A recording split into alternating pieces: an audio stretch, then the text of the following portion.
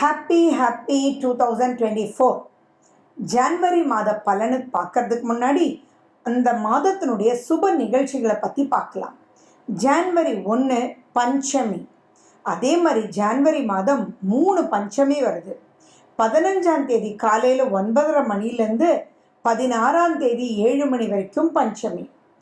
ஜனவரி 31ஆம் தேதியும் பஞ்சமி. ஸோ 3 பஞ்சமிகள் ஜனவரியில் வருது. 16ஆம் தேதி 2ஆம் தேதி ஷஷ்டி, 4ஆம் தேதி 18ஆம் தேதி அஷ்டமி, 5ஆம் தேதி 19ஆம் தேதி நவமி, 7ஆம் தேதி 21ஆம் தேதி ஏகாதசி, 9ஆம் தேதி 23ஆம் தேதி பிரதோஷம், 11ஆம் தேதி ஹனுமத் ஜெயந்தி, 12ஆம் தேதி கூடாரவல்லி, 14ஆம் தேதி மகர தீபம், போகி பண்டிகை, சதுர்த்தி விரதம், 15ஆம் தேதி தை 1, தை பிறந்தால் வழி பிறக்கும், பொங்கல் பண்டிகை. Happy Pongal to one and all. 20ஆம் தேதி கார்த்திகை விரதம், 25ஆம் தேதி தை பூசம் பௌர்ணமி, 26ஆம் தேதி வாஸ்து செய்கிறதுக்கு மிகவும் உகந்த நாள். காலையில் 9:52 11:22 வரைக்கும் உங்களுக்கு வாஸ்து நேரம். 29ஆம் தேதி சங்கடஹர சதுர்த்தி. இதுதான் ஜான்வரி மாதத்தினுடைய சுப நிகழ்ச்சிகள். இனி ஒவ்வொரு ராசிக்கும் ஒவ்வொரு லக்னத்துக்கும் எப்படி இருக்குன்றது நம்ம பார்க்கலாம். இந்த 2024 ஃபர்ஸ்ட் மந்த் உங்களுக்கு எப்படி இருக்குது அப்படின்னு கன்னி ராசி கன்னி லக்ன அன்பர்களுக்கு நம்ம பார்க்க போகிறோம். ஆன் தி ஹோல் பார்க்கும்போது ஃபர்ஸ்ட் ரொம்ப நல்லா இருக்குது. நிறைய ஞானம் பிறக்கக்கூடிய அமைப்பில் இருக்குது. வாழ்க்கைக்கு ரொம்ப முக்கியமாக தேவைப்படுறதே ஞானம் தானேங்க. ஞானம் ஒருத்தருக்கு பிறந்துச்சு அப்படின்னா எப்படிப்பட்ட விஷயத்தையும் தன்னுடைய ஞானத்தின் ரூபத்தினால் அவங்க ஜெயிச்சிடுவாங்க இல்லையா? அப்படி ஜெயிக்கக்கூடிய ஞானத்தை கொடுக்கக்கூடிய கேதுவே உங்களுடைய ராசியிலே உட்கார்ந்துருக்கார்.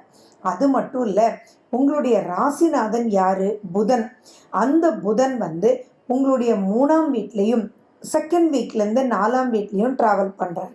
அப்படி இருக்கும்போது நிறைய விஷயங்கள் தைரியம் ஏற்படும். கான்ஃபிடென்ஸ் லெவல் ரொம்ப ரொம்ப ரொம்ப நல்லாயிருக்கும். வாழ்க்கையில் ஜெயிக்கக்கூடியதுக்கு ரொம்ப முக்கியமான ஒரு விஷயம் என்ன அப்படின்னா கான்ஃபிடென்ஸ் தான். அந்த கான்ஃபிடென்ஸும் ஞானமும் வந்துருச்சு அப்படின்னா வெற்றி நிச்சயம்ன்றதுல எந்த விதமான ஒரு டவுட்டுமே இல்லை. அதே மாதிரி 6ஆம் வீட்டில் சனி பகவான் வருஷம் முழுக்க சூப்பராக இருக்குது. அப்போது சனி பகவான்னா தீர்மானம், ஆர்கனைசர், எப்படி ஆர்கனைஸ் பண்ணணும்னு சொல்லி கொடுக்கக்கூடிய சனியும் சூப்பராக இருக்குது.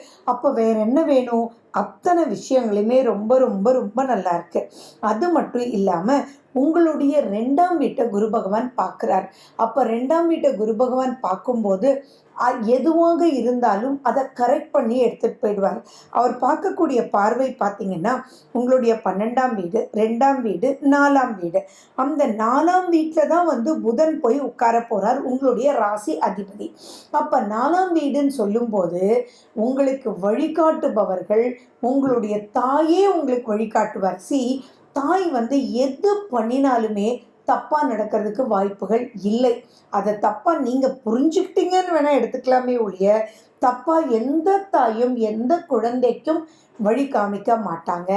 அவங்களுக்கு புரிதல் இல்லாமல் இருக்கும், அல்லது நீங்கள் அவங்கள புரிஞ்சிக்காமல் இருப்பீங்க. அவ்வளோதானே ஒழிய மனசார எந்த தாயும் செய்ய மாட்டாங்கன்றது மைண்டில் ஞாபகம் வச்சுக்கோங்க. அப்போ பாருங்களேன், ஞானம் கொடுக்கக்கூடிய கேது, குருனுடைய அமைப்பு ப்ளஸ் உங்களுக்கு சனியினுடைய அமைப்பு இவ்வளவு சூப்பராக இருக்குது. அப்போ முன்னேற்றம் அப்படின்றது அற்புதமாக இருக்குது. உங்களுடைய ராசி அதிபதி புதன் போய் உங்களுக்கு உட்காரும்போது சூரியனோட 15ஆம் தேதி வரைக்கும் இருப்பார். அதுக்கப்புறம் பார்த்தீங்கன்னா செவ்வாயோட மட்டும் இருப்பார். அந்த புதன் செவ்வாய் அப்படின்ற இடத்த குரு பார்க்கும்போது உங்கள் குடும்ப பிரச்சனை எதுவாக இருந்தாலும் இப்போ தீர்ந்துடும். இது மிக பெரிய உண்மை. ஏன்னா அந்த குடும்பம்ன்ற இடத்தையே குரு பகவான் பார்க்குறாரு. ப்ளஸ் உங்களுடைய ராசிநாதன் புதன் வந்து அங்கே சேரும்பொழுது ஆட்டோமேட்டிக்காக புதன் குருனுடைய சேர்க்கை வந்து ரொம்ப புத்திசாலித்தனமான ஒரு மெச்சோர்டான முடிவு. சில்லியாக இருக்கிறவங்க கூட இப்போ ஒரு திருப்தியான ஒரு மெச்சோர்டு தாட்டோட வந்து அது குடும்பத்தையே பார்க்கக்கூடிய குருவினால் குடும்பத்துக்கே நீங்கள் வழிகாட்டி உங்களையும் நீங்கள் சுபிக்ஷமாக வச்சுக்குவீங்க, உங்கள் குடும்பத்துக்கும் ரிலீஃப் கொண்டு வந்து விட்டுடுவீங்க. ஸோ அவ்வளவு சூப்பரான இந்த மாதத்தில் நிறைய விஷயங்கள் நீங்கள் யூஸ் பண்ணிக்கணும். உங்களுடைய ஃபினான்ஷியல் ஃப்ளோ ரொம்ப நல்லாயிருக்கும். இந்த மாதிரி நான் நிறைய நல்ல விஷயங்கள் உங்களுக்கு நான் சொல்லிகிட்டே போகலாம். ஆனால் இந்த 7ல் ராகு இருக்குது. பட் ஸ்டில் அந்த ராகு குரு வீட்டில் தான் இருக்குன்றதுனால ரொம்ப பெருசாக நீங்கள் பயப்பட வேண்டிய விஷயம் அங்கே இல்லை. பட் நீங்கள் ராகு 7ல் இருக்கிறதுனால கணவன்னா மனைவி, மனைவின்னா கணவன், கொஞ்சம் புரிதல் வந்து கொஞ்சம் குளறுபடி ஆகிறதுக்கு வாய்ப்புகள் இருக்குது. ஸோ புதுசாக கல்யாணமான கன்னிராசி கன்னி லக்ன அன்பர்கள் கொஞ்சம் எச்சரிக்கையாக இருங்க, ஞானத்தை கடைப்பிடிச்சிக்கோங்க. சரி, அவங்களும் புதுசாக தானே வந்திருக்காங்க, அவங்களுக்கு என்ன புரியும் அப்படின்றத நீங்கள் புரிஞ்சுக்கிட்டு அதை விட்டு கொடுத்து நீங்கள் போகணும். அது இரு பாலினருக்குமே உண்டுன்றது ஞாபகம் வச்சுக்கோங்க. ஸோ இந்த பாயிண்டில் விட்டு கொடுத்து போயிட்டீங்கன்னா எந்த விதமான பயமும் இல்லை. குழந்தை பாக்கியத்துக்கு எக்கச்சக்கமான வாய்ப்புகள் உண்டு. யாரெல்லாம் மேலே படிக்கணும்னு நினைக்கிறீங்களோ அவங்கெல்லாம் மேலே படிக்கிறதுக்கு உண்டான வாய்ப்புகள் உண்டு. அண்ட் செகண்ட் ஆஃப் வந்து ரொம்ப ரொம்ப ரொம்ப நல்லா இருக்குது. ஏன்னா உங்களுடைய 12ஆம் அதிபதி 5ஆம் வீட்டில் போய் உட்கார்றாரு. 5 அப்படின்னா குழந்தை. அதில் வந்து உங்களுடைய 2ஆம் அதிபதி சுக்கிரன் வந்து 3ஆம் வீட்டில் உட்கார்றாரு. அப்போ அதுவுமே பார்த்தீங்கன்னா ஒரு சுகத்துக்காக ஒரு தைரியம் வரும், சந்தோஷம் வரும். உங்கள் ஃபேமிலிக்குள்ள நல்ல பேரும் புகழும் கொண்டு வரக்கூடிய பல அமைப்புகள் அங்கே வரும். ஸோ நீங்கள் ஸ்மூத்தாக இருக்கிறதுக்கு, உங்கள் ஃபேமிலி ஸ்மூத்தாக இருக்கிறதுக்கு ஒரு மெச்சோர்டு தாட் கொண்டு வந்து பிரச்சனையை முடிச்சு வைக்கக்கூடிய ஒரு அற்புதமான ஒரு காலகட்டமாகவே இருக்குது. ஸோ அது ரொம்பவே யூஸ்ஃபுல்லாக டிஃப்ரெண்ட்டான ஒரு தாட்டுக்கு செகண்ட் ஹாஃபில் வருங்க.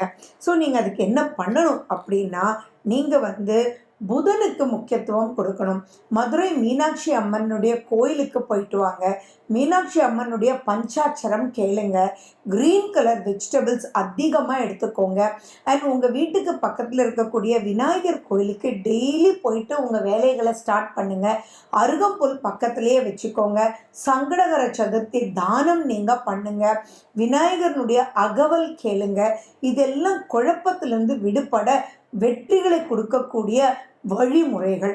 ஸோ இதில் உங்களுக்கு என்ன ஈஸியாக இருக்கோ அதை நீங்கள் வந்து கேட்டு அதன் வழி பண்ணும்போது ஆட்டோமேட்டிக்காக அற்புதமாகவே இந்த ஜனவரி மாதத்தில் உங்களுடைய 2ஆம் அதிபதி சுக்கிரன் 3ஆம் வீட்டில், உங்களுடைய அதிபதி சுக்கிரனோடையே சேர்ந்துருக்காரு.